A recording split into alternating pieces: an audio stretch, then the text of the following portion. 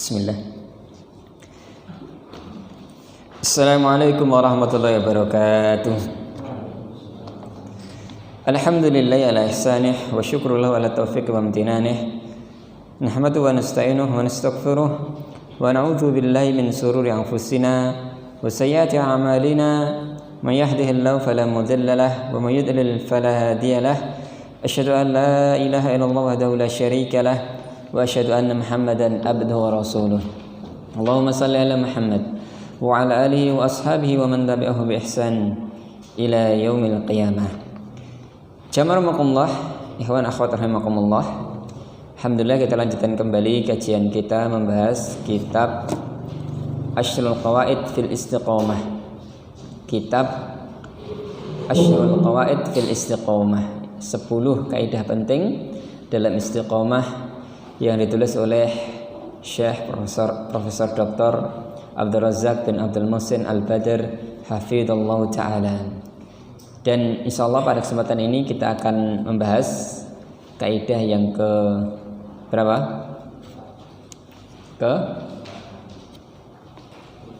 Keempat. Kaidah yang keempat. Dan insyaallah kita usahakan kajian kita singkat. Jadi nanti adzan Isya selesai. Jadi waktu kajian kita tidak lama. Ini kurang, hanya sekitar 40 menit kurang. Sehingga harus kita manfaatkan betul baik-baik. Manfaatkan baik-baik. Jadi kalau datang jangan terlambat. Kemudian nanti panitia juga langsung siap-siap, terutama yang ngurusi kamera dan yang lainnya. Dan nanti mungkin untuk habis sholat maghrib, yang sholat sunnah tidak di depan mimbar nih, tapi bisa di samping biar nanti tidak mengganggu mungkin panitia yang siap-siap untuk live dan yang lainnya ya. Jadi ini mohon ta'awun kita semuanya untuk kerjasamanya agar kajian bisa terlaksana dengan baik. Kemudian yang punya pertanyaan bisa ditulis lebih awal lewat kertas atau yang lainnya, sehingga nantinya bisa lebih efektif kajiannya ya. Baik ikhwas sekalian, kaidah yang keempat dari kaidah untuk istiqomah. Silakan dibaca dulu. Ya.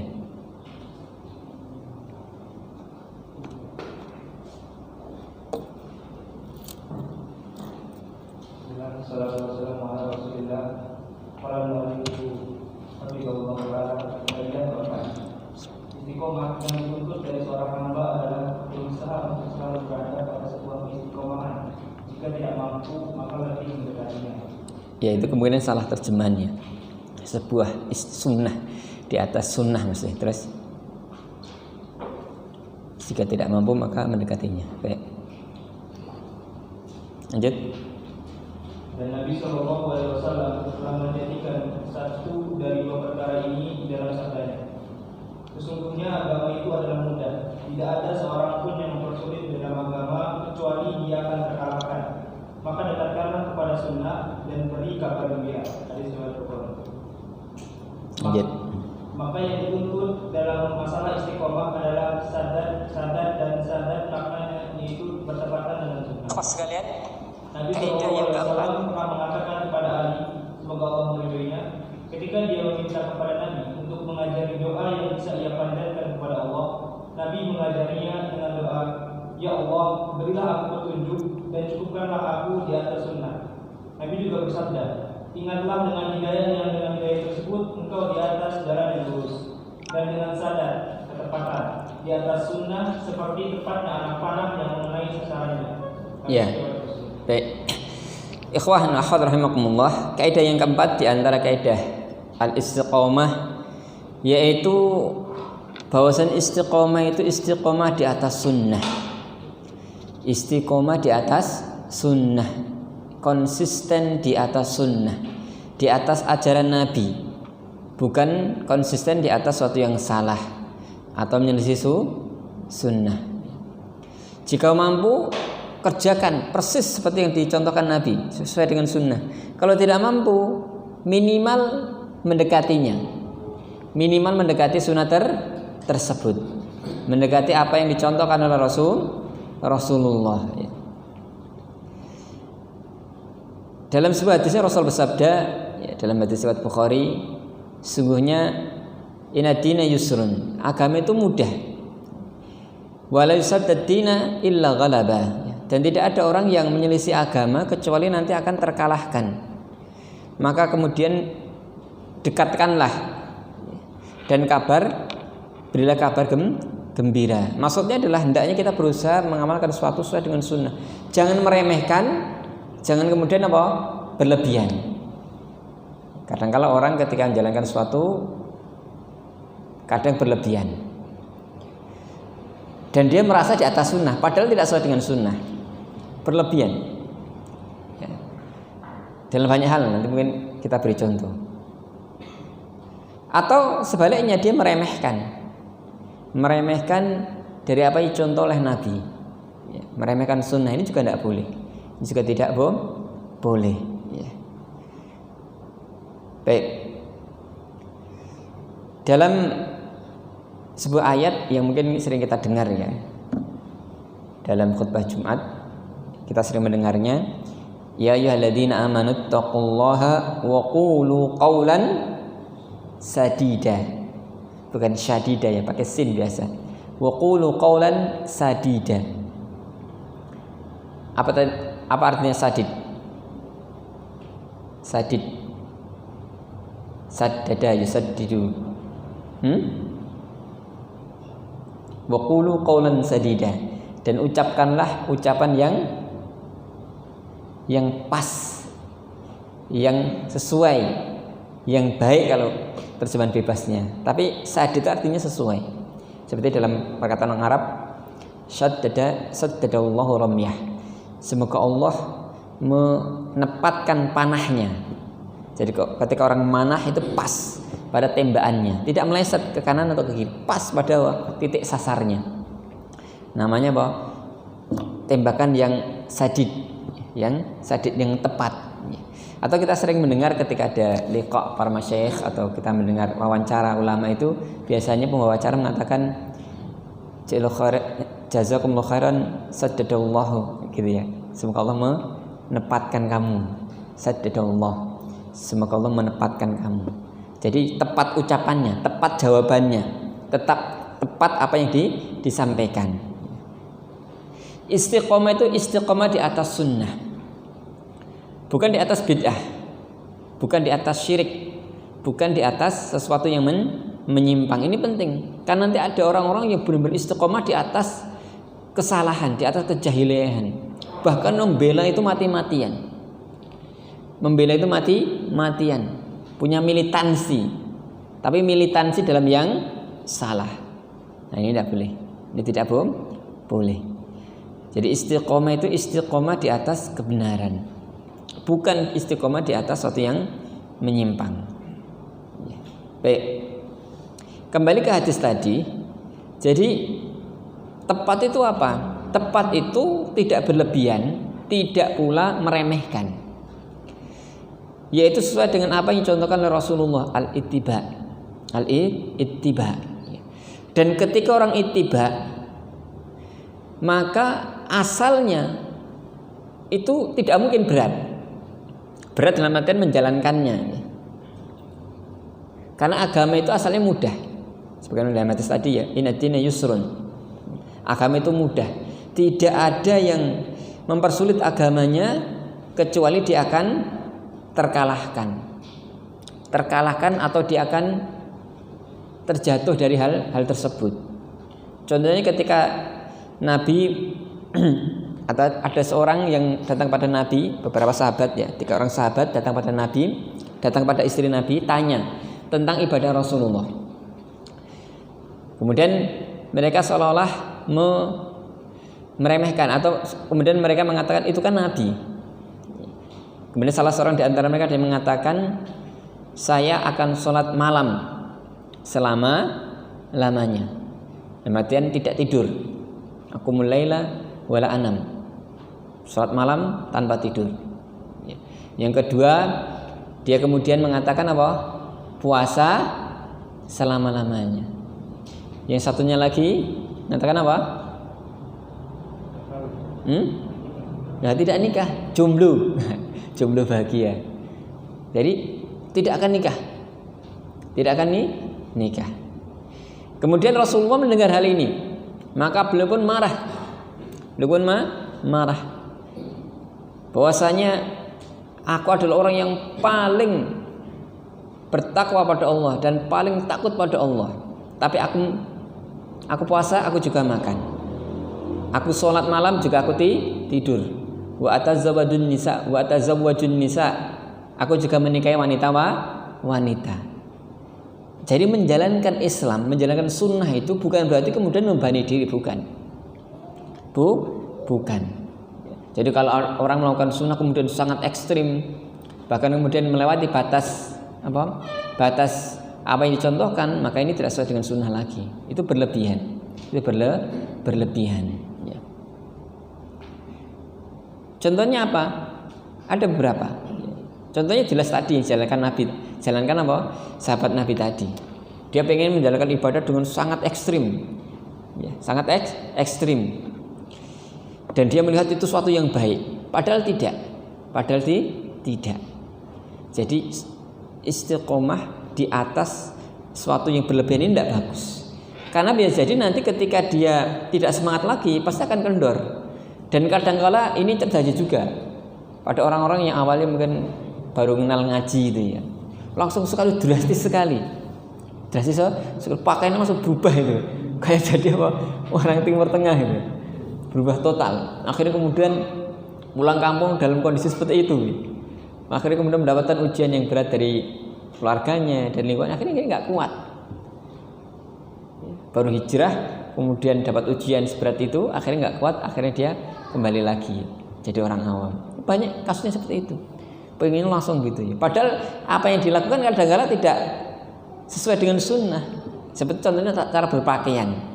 Cara berpakaian sesuai dengan sunnah itu bukan dengan model tertentu, harus dengan potongan seperti ini atau model, enggak.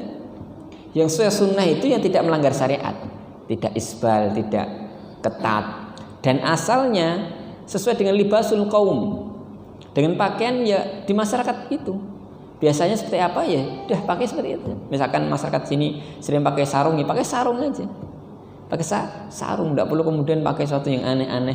Ya mungkin masyarakat kemudian tidak terbiasa dengan itu. Tapi mungkin di tempat yang lainnya, mungkin tempatnya sudah cukup dekat dengan Islam, mungkin banyak orang yang kemudian orang ke masjid pakai jubah, pakai gamis, ya enggak apa-apa pakai jubah, pakai gamis. Ketika masyarakat seperti itu. Jadi pakaian itu sesuatu yang menjadi adat manusia. Pakailah sebagaimana yang dipakai manusia gitu. Pakai manusia. Misalkan Anda ke Pakistan, ya pakainya biasanya yang pakaian Pakistan yang separuh 3/4 itu ya. Kemudian kalau di Timur Tengah, mungkin kalau yang di Sudan biasanya agak oblong itu. Di Saudi mungkin pakai jubah yang kita kenal jubah penuh itu. Dan pakaian itu seperti itu. Libasul qaum. Yang penting jelas tidak melanggar syariat. Tidak melanggar syariat. Tidak ketat, tidak isbal bagi laki-laki, tidak surah dan yang lain. Perempuan juga sama saja. Yang penting tidak melanggar syariat, tidak harus dengan warna tertentu atau dengan motif tertentu, dengan bentuk tertentu, tidak harus seperti itu. Tidak harus seperti itu. Jangan berlebihan. Apalagi menganggap itu sebagai sunnah dan sunnah. Nah, seperti itu. Antum dan sunnah itu ada lebih berat lagi. Mengaji yang serius, belajar bahasa Arab yang bagus, akidahnya kuatkan, ibadahnya dikuatkan, dakwahnya masyarakat juga dikuatkan. Itu sunnah sebenarnya. Sehingga nanti orang melihat kamu dengan porsi yang tepat. Jangan sampai kita tuh hanya jalankan sunnah satu sisi aja, hanya casingnya saja. Padahal yang lainnya masih sangat ini, tentu tidak bagus. Itu tidak bagus. Ya, ini penting sekali. Jadi jangan berlebihan hanya satu sisi, yang mana itu sebenarnya juga kadang-kala bukan bagian dari sunnah, sunnah. Ya. Sekali lagi ya, jangan salah paham apa yang saya sampaikan ya. Jadi berpakaian itu tidak boleh melanggar syariat, tidak boleh melanggar sunnah, ya, tidak isbal. Perempuan juga jangan sampai ketat, mendatangkan fitnah atau yang lainnya.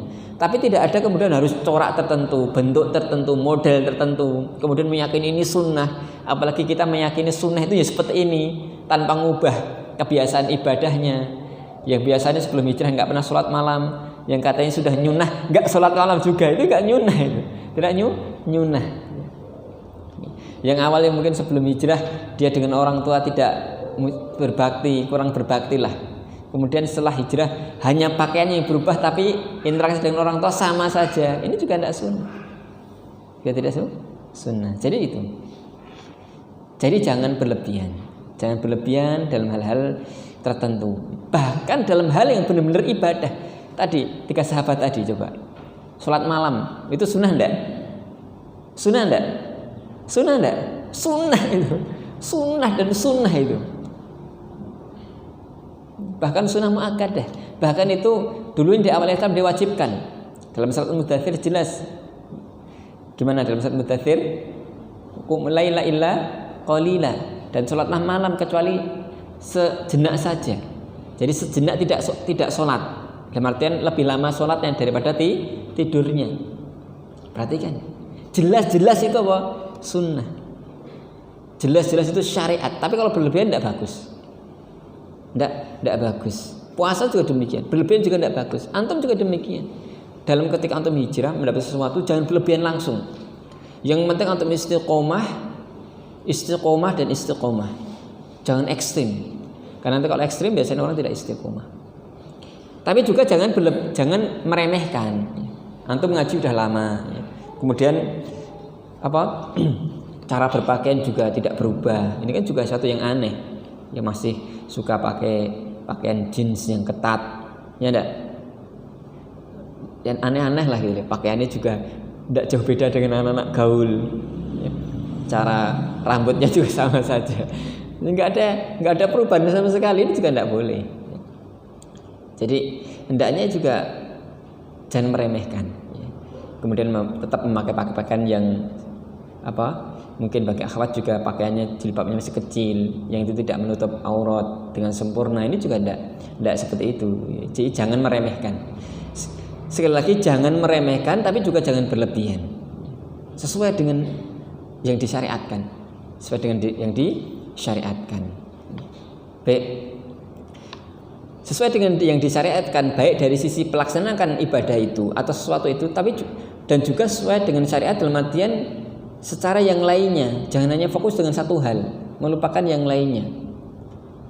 Melupakan yang lainnya. Biasanya orang ketika dia fokus dengan satu hal, dia akan melalaikan yang lainnya. Contohnya beginilah, orang yang selalu sholat malam.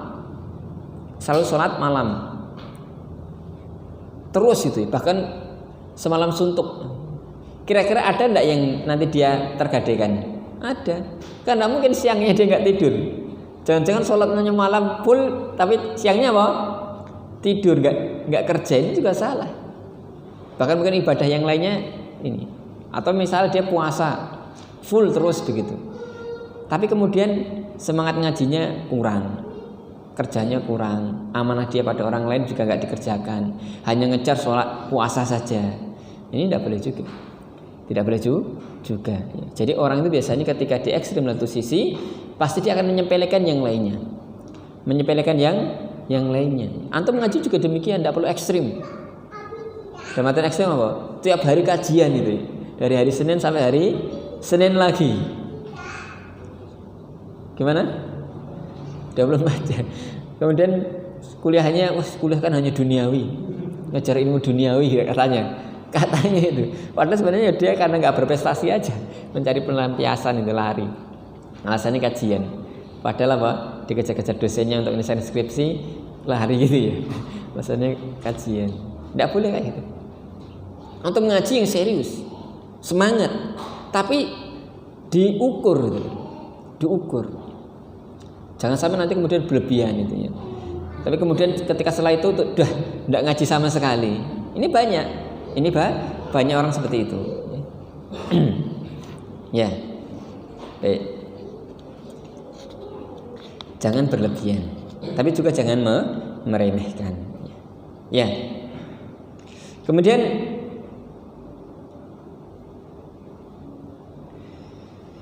Rasulullah bersabda dalam hadis tadi ya, hendaknya engkau di atas jalan yang lurus, dan hendaknya engkau sadar di atas sunnah, tepat di atas sunnah.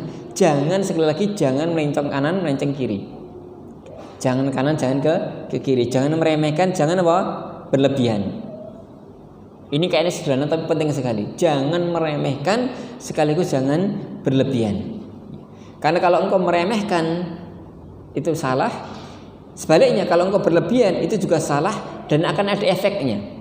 Akan ada efeknya yang nantinya kemudian orang tidak istiqomah. Orang kalau meremehkan, namanya orang meremehkan, pasti lama-lama apa? Menyepelekan, kemudian meninggalkan. Ya enggak? Pasti itu. Ya. Antum datang kajian. Awal-awalnya masih datang. Hanya saja mungkin terlambat gitu ya. Terlambat. Besoknya lebih terlambat lagi. Besoknya mulai ada alasan. Waduh, ada praktikum. Padahal praktikumnya enggak di jam itu. Atau mungkin ngerjakan tugas. Besoknya lagi ada lebih alasan lagi. Semester ini saya pengen fokus akademik. Wah gitu. Alasannya lebih keren katanya itu. Fokus akademik. Ngajinya off dulu. Setelah itu udah hilang. Enggak ngaji lagi. Jadi orang ketika meremehkan akan semakin meremehkan dan meremehkan. Yang berlebihan pun juga sama, ngaji terus, tiada hari tanpa ngaji. Jadi full ngajinya. Tapi kemudian pasti dia akan mendapatkan masalah karena sikap ekstrimnya itu. Masalah pertama mungkin dari hal lainnya yang harusnya dia kerjakan juga. Contohnya misalkan dia kuliah, itu pasti akan berefek pada kuliahnya, ya enggak? Pasti itu. Pasti. Atau bisa jadi ngefek pada dirinya sendiri, males. Kemudian dia mungkin mendapatkan satu hal yang kemudian bosan atau yang lainnya. Akhirnya kemudian dia jatuh. Nah ini juga. Jadi meremehkan itu bermasalah. Berlebihan itu juga bermasalah. Sudah tepat saja, tepat sesuai dengan sunnah. Kerjakan sesuai dengan sunnah. Dan itu akan buat antum istiqomah. Antum istiqomah dalam banyak hal. Dalam banyak hal. Dalam mengaji, dalam menegakkan sunnah. Nanti juga dalam dakwah juga demikian. Ketika dakwah satu, jangan meremehkan. Antum jangan sekali-kali meremehkan dakwah. Antum datang suatu tempat sama sekali enggak dakwah. Ini juga salah. Kewajiban dakwah harus pegang terus. Antum kerja juga demikian.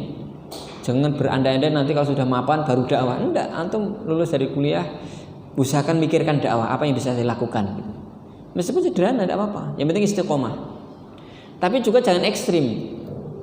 Ketika dakwah awal-awal langsung kerja, tempat kerja yang baru isbal, haram, syirik. Padahal orang baru, tidak boleh. Kalau antum balik satu di kampung halaman juga demikian. Dakwah jangan kemudian meremehkan dakwah. Antum enggak dakwah sama sekali. Antum ada enggak ngefek sama sekali, ini juga salah. Tapi juga jangan kemudian ekstrim, pengennya semalam berubah total itu ya.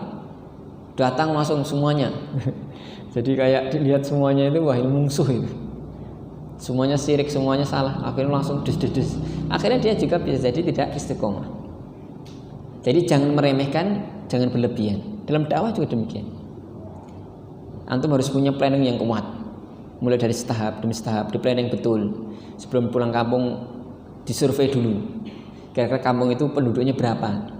Yang sudah dekat sunnah berapa orang? Yang jauh berapa orang? Kira-kira yang dukung dakwah nanti berapa orang? Yang membenci berapa orang? Pak ini kira-kira bagaimana? Ibu ini kira-kira bagaimana? Diteliti itu. Perlu persiapan. Sekedar mungkin dulu sharing sebelum saya balik kampung, dulu saya teliti, lihat dulu saya dapat data itu dulu ada maksudnya pemilu ya. Ternyata di situ datanya terbuka. Habis itu orang bisa lihat detail. Si ini umurnya berapa, dari mana, asalnya mana itu. Dilihat satu-satu orangnya itu. Mungkin melelahkan tapi penting. Penting dakwah itu jangan sembarangan. Jangan sembarangan. Perlu dipelajari dengan baik. Kemudian tidak perlu langsung frontal. Tapi harus ada upaya. Harus ada upaya itu. Dan efeknya luar biasa. Ketika antum bisa benar-benar seperti itu, ya pelan-pelan, tapi kemudian antum yakin pasti, insya Allah efeknya luar biasa. Jangan meremehkan, sama sekali antum nggak berusaha, tapi juga jangan kemudian ekstrim, pengennya langsung ada hasil, pengennya ada hasil. Baik, lanjut dibaca. Seorang hamba dituntut agar berusaha dalam bersungguh-sungguh untuk sesuai dengan sunnah, sesuai dengan petunjuk Nabi Shallallahu Alaihi Wasallam, metode dan perjalanan hidupnya, dan selalu berusaha untuk bisa mencapai hal tersebut. Jika tidak memungkinkan bagi dirinya untuk bertepatan dengan sunnah secara sempurna, maka setidaknya bisa mendekatinya. Dan Allah Ta'ala berfirman, "Fastaqimu ilaihi wastaghfiruh." maka tetaplah pada jalan yang lurus, menuju kepadanya dan mohon ampun kepadanya. Ya. Perhatikan ayatnya. Fastaqimu ilaihi wastaghfiruh. Ada dua hal. Yang pertama fastaqimu, istiqomahlah, tetaplah lurus, kerjakan persis seperti yang dicontohkan, sekuat tenaga. Sekuat tenaga. Ini opsi yang pertama. Jadi benar-benar melaksanakan sesuai dengan perintahkan, pas betul. Meskipun berat, kerjakan benar-benar apa? Sesuai dengan dicontohkan. Wastaghfiruh, dan mohonlah ampun. Apa maknanya? Di antara salah satu faedahnya adalah bahwasanya ketika orang berusaha pasti ada yang kurang. Ada yang kurang sempurna, bahkan mungkin salah dan yang lainnya. Kita mohon ampun pada Allah. Mohon ampun pada Allah. Ini yang pertama. Kerjakan semaksimalnya mungkin. Setelah itu mohon ampun pada Allah. Karena bagaimanapun kita berusaha pasti ada yang kurang. Faedah yang berikutnya, ayat ini juga mengisyaratkan kadang-kala orang itu nggak mampu. Mungkin dia imannya belum kuat. Ketika orang misalkan baru ngaji atau yang lainnya, dia mengenal sesuatu, mungkin belum bisa melaksanakan persis seperti itu. Karena mungkin ujian di keluarganya, masyarakatnya belum mendukung gitu ya. Maka kita berusaha semampunya dulu. Jangan langsung ekstrim kemudian kita nggak mampu. Ekstrim kemudian nggak mampu. Mohonlah ampun pada Allah. Mohonlah ampun pada Allah. Maksudnya adalah ketika belum mampu, ya sudah kerjakan semampunya dulu, baru kemudian apa? Mohonlah ampun pada Allah. Nanti kemudian berusaha agar mampu sampai taraf itu. Tak beri contoh beberapa hal. Itulah ada orang sebagiannya ya, dia baru ngaji, kemudian dia ngomong, dia curhat gitu ya. Saya ngaji begini, tapi kemudian dapat tantangan sangat berat dari keluarga itu. Saya jenggotnya gitu, kemudian langsung disuruh cukur habis dan yang lainnya atau bagaimana dan seterusnya. Gitu.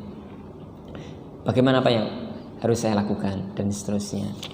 Ada juga orang kerja kemudian mendapatkan ujian seperti itu atau yang lainnya. Maka kita katakan kerjakan semampunya, kerjakan sekuatnya.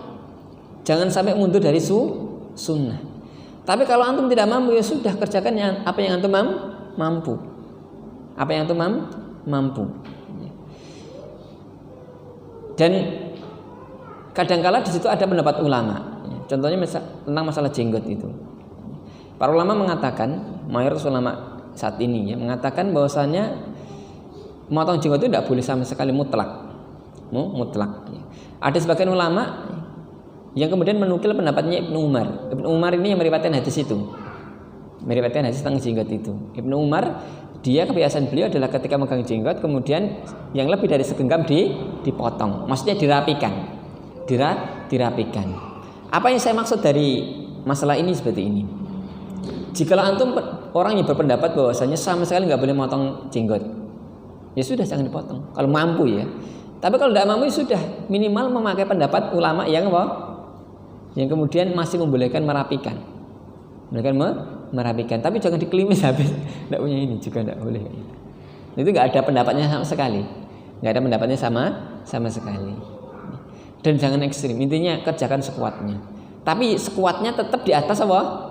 Sunnah. Jangan sekuatnya kemudian ya kuat saya kelimis. Itu tidak ada contohnya sama sekali. Bisa difahami? Baik. Sehingga jangan kemudian kita ekstrim. Sama sekali tidak boleh. Padahal ada pendapat seperti itu. Ada pendapat seperti itu. Baik. Jelas ya? Ya. Oh berarti antum membolehkan potong jenggot, Ustaz? Saya tidak membolehkan potong jenggot. Saya mengatakan pendapat ulama. Mayoritas ulama saat ini mengatakan tidak boleh motong sama sekali. Ulama yang kita kenal di atas sunnah, di atas sunnah. Tapi ada sebagian dari mereka dan kita kenal orangnya, bahkan masyayikh itu pun, yang mengambil kemudian berpendapat dengan pendapatnya Mbak Ibnu Umar. Pendapatnya Ibnu Umar. Dan itu pendapat ulama, kita harus hormati. Tidak perlu kemudian kita menjadi thalibul ilmi itu kemudian merasa kita yang paling sunnah, paling ini, tidak perlu seperti itu. Fahami sunnah itu dengan baik. Fahami pendapat ulama itu dengan baik. Akhirnya kita akan faham. Contoh juga misalkan dalam sholat, masalah apa? Masalah segegap itu. Sebagian orang kemudian pendapat sunnah itu ya di atas dada ini, seperti ini. Yang begini itu nggak sunnah katanya. Katanya enggak sunnah. Padahal orang kalau meneliti dalam masalah hadis tentang apa? Letak tangan ketika sholat itu, hadisnya semuanya lemah. Enggak ada satupun hadis yang kuat terkait dengan letak tangan ketika sholat itu. Coba teliti hadis, enggak ada satupun hadis yang kuat. Semuanya lemah. Enggak sampai derajat sahih atau hasan. Sehingga ini masalah yang kemudian ada perbedaan pendapat. Yang jelas ulama mereka bersepakat tangan itu di atas apa? Tangan kanan di atas tangan kiri dan bersedekap bersedekap atau meletaknya di mana? Ini khilaf para ulama. Ya, saya masih ingat betul dulu ketika ada video apa? Seorang teman ya, dulu baru ngaji. Melihat video Imam Masjidil Haram, ngimami sholat. Wah, imamnya ini kok meremehkan sunnah ya, gitu. Jadi Imam Masjidil Haram dikomentari nggak melaksanakan sunnah. Kenapa? Karena biasa sedekapnya nggak begini, nggak sesuai dengan sunnah katanya, nggak sesuai dengan sunnah. Untuk itu, sekalian pahami sunnah itu dengan baik. Pahami sunnah dengan baik. Jangan sunnah versi kita. Versi kita dengar satu pendapat ulama atau satu pendapat ustadz kemudian itu harus seperti itu. Padahal sebenarnya di sana masih ada pendapat ulama yang lainnya. Bahkan katakanlah itu lebih rojih. Nah ini yang saya maksud. Jadi benar-benar fahami sunnah itu dengan baik. Dengan baik. Jangan kemudian melabeli sunnah sesuatu yang mungkin itu masih ada khilaf di sana. Atau kemudian di sana ada hal-hal yang sebenarnya tidak melanggar sunnah kemudian dianggap melanggar sunnah. Seperti itu tadi. Letak tangan di atas sholat itu masalah khilafiyah, di mana letaknya. Sehingga tidak kemudian kita ekstrim sunnah seperti ini, yang sini nggak sunnah, nggak seperti itu, nggak seperti itu. Ya, baik. Tetapi juga jangan kemudian kita menyalahkan sebagian ulama kemudian yang menguatkan suatu pendapat. Contohnya misalkan Syalbani dalam apa sifat sholat Nabi, jelas beliau menguatkan di atas apa? Di atas ini. Jangan kemudian berarti Syalbani salah, ya tidak juga. Beliau orang yang ahli hadis, meneliti banyak hadis, kemudian menguatkan hadis itu. Kemudian beliau pendapat seperti itu. Sudah kita hormati, hormati. Jangan kemudian apa? Kita sok, kemudian apa mengkritisi ulama, menyalahkan ulama. Ya, demikian. Jadi sekali lagi jangan kemudian kita sebagai penuntut ilmu itu berlebihan dalam membela suatu pendapat atau kemudian berlebihan juga dalam mengkritisi suatu pendapat. Sudah belajar yang bagus itu. Nanti lama-lama kita akan paham mana ukuran yang pas terhadap hal tersebut. Baik. Jelas sampai sini? Jelas. Mirip juga dalam masalah khilafiyah, contohnya menggerakkan tangan itu. Ini masalah khilafiyah. Masalah khilafiyah. Ya. Tadi ayatnya adalah fastaqimu wastaghfiruh. Ya. Dua hal. Tepatlah sesuai dengan jalan yang lurus dan mohon ampunlah kepada Allah. Jika kita belum mampu ya sudah. Ada lagi contohnya begini. Ini kejadian orang awam ya, bukan orang yang sudah ngaji. Dia benar-benar awam, ya belum mengenal ngaji itu ya. Kemudian dia ngomong begini, Ustaz, saya baru ngaji gini-gini, kemudian terus terang di tempat kerja begini-begini saya belum kuat. Kemudian ada yang mengatakan itu tentara itu ya. Belum kuat untuk jenggotan. Jenggotan. Ini bagaimana, Ustaz? Nah, jawabannya kerjakan sesuai dengan sunnah. Kalau tidak mampu sudah mohon ampun pada Allah. Yang penting jangan benci. Benci. Ada orang yang parah, nggak mengamalkan sunnah plus benci dengan sunnah. Ada enggak? Ada orang kayak gitu. Jadi dia belum mampu mengerjakan plus dia benci dengan hal itu. Nah, ini repot. Kerjakan sunnah. Kalau tidak mampu minimal apa? Jangan benci. Ke depan insya Allah kalau mampu dikerjakan. Tapi jangan kemudian benci dengan itu. Karena ada orang nggak mampu kemudian dia benci dengan orang yang melakukan. Ya enggak? Ada seperti itu. Banyak ini. Bahkan mengolok-olok sunnah. Sunnah. Orang yang jenggotnya panjang nanti akalnya pendek. Karena nutrisinya keserat jenggot katanya. Wah, ini perkataan yang benar-benar merendahkan sunnah. Merendahkan sunnah. Ya, merendahkan apa yang Allah dan Rasulnya syariatkan. Ya. Ada orang seperti itu. Baik, berikutnya Allah menyebutkan dalam ayat di atas agar meminta ampun kepadanya yang sebelumnya didahului perintah untuk beristiqomah. Ini mengisyaratkan bahwa seorang hamba bagaimanapun usahanya serta kesungguhan untuk selalu bisa tetap di atas istiqomah tentu masih saja ada kekurangannya. Oleh karena itu Al-Hafidz Ibnu Rajab mengatakan dalam firman Allah Ta'ala dalam surat Fussilat ayat 6, maka yang artinya maka tetaplah pada jalan yang lurus menuju kepadanya dan mohon ampun kepadanya, mengisyaratkan kepada bahwasanya ada saja kekurangan yang didapati dalam masalah istiqomah yang Allah perintahkan dalam ayat tersebut, yang mana itu semua dapat tertutupi dengan istighfar, yaitu minta ampun yang mencakup taubat kepada Allah Ta'ala. Dan ini seperti yang disampaikan oleh Nabi SAW kepada Mu'adz bin Jabal, semoga Allah meridhoinya. Beliau bersabda, bertakwalah kepada Allah dimanapun kamu berada, dan ikutilah perbuatan buruk dengan kebaikan, niscaya Ia akan menghapusnya. Ya, baik. Intinya yang disampaikan mu'allif di sini, ikhwas sekalian, hendaknya kita berusaha menjalankan sunnah tepat seperti yang dicontohkan Nabi. Kalau tidak bisa ya sudah, kita mohon ampun pada Allah, kerjakan semampunya.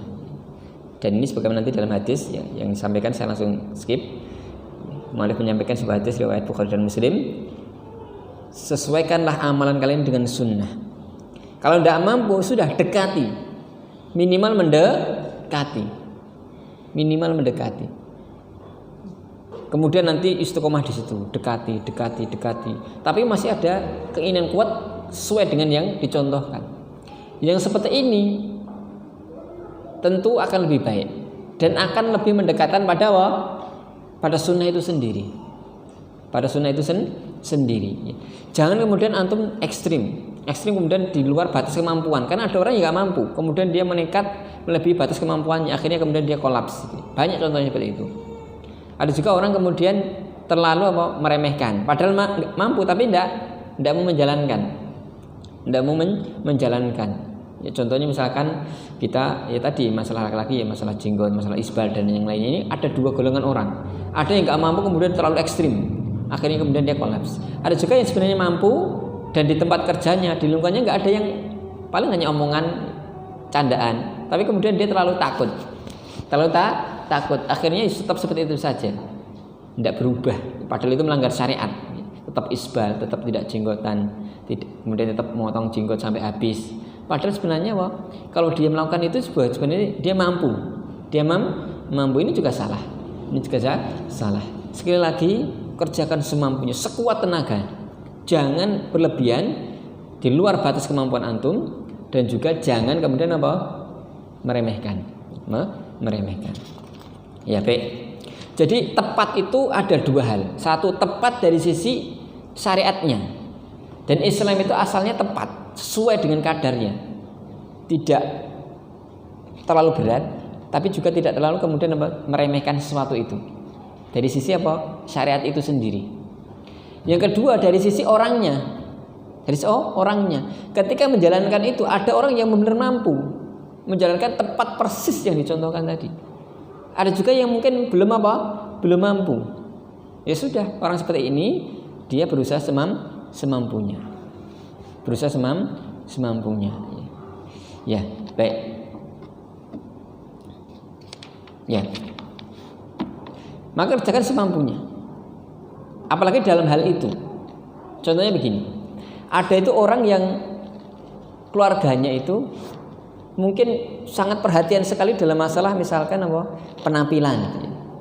Sehingga jangan langsung ekstrim dalam masalah seperti itu. Tapi dia diberi kebebasan, mau ngaji di mana, berapa pun mana, bebas. Sudah, dia maksimalkan yang itu. Maksimalkan ngajinya, maksimal ini saya kuatkan, nanti lama-lama yang itu juga akan ikut. Sebagian yang lain sebaliknya. Masalah penampilan, kamu mau pakai penampilan apapun bagaimana, tapi hati-hati. Pengajian jangan pengajian di situ. Itu pengajiannya Wahabi. Nah, begitu. Contohnya ya. Sudah, jangan ekstrim, enggak perlu ngaji di situ, ngaji tempat lain. Tapi sama itu. Bisa sama juga. Jadi enggak perlu kemudian kita Jadi intinya ini sebenarnya tinggal teman-teman itu berusaha menjalankan sesuatu itu benar-benar sesuaikan dengan kondisi. Tetap semangat dengan sunnah, sesuai dengan sunnah, tapi kemudian sesuaikan dengan kondisi kita masing-masing. Sesuai dengan kondisi kita masing-masing. Ya, baik. Ini si kedua ya, dari si orangnya. Dari si orangnya. Ya, baik. Kemudian yang berikutnya, kiat yang berikutnya. Ya, kaidah yang kelima.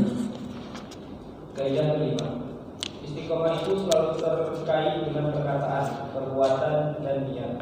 Istiqomah yang dituntut dari seorang muslim adalah istiqomah dalam perkataan, perbuatan, dan dalam setiap keinginan dan kemauannya.